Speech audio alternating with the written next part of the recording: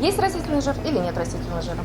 Искать ответ, читая мелкий шрифт этикетки, уже 2 недели. Покупатели не должны. Теперь продукция без заменителей молочного жира визуально должна выделяться. Как табличками, информацией на ценнике или стоять на цветных полках, решит администрация магазина. Продавцы уже корректируют ассортимент.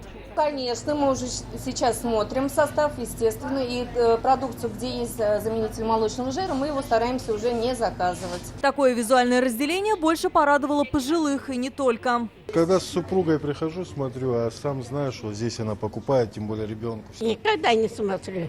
Лишь бы мне понравилось, что я покупаю. Здоровье, питание, здоровье, пища. О введении новшеств было известно еще в конце января минувшего года. Подготовиться у магазинов время было. Теперь будут внезапные проверки. Виновные лица, которые нарушили действующее законодательство, будут привлечены к административной ответственности. И ответственность там на юридических лиц от 10 тысяч. Верить только табличкам не будут.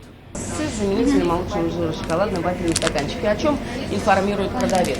Если возникнут сомнения, молочный продукт могут направить на экспертизу, проверить состав. В случае расхождений будет целая цепочка виновных от продавца до производителя. И штрафы исчисляются сотнями тысяч рублей.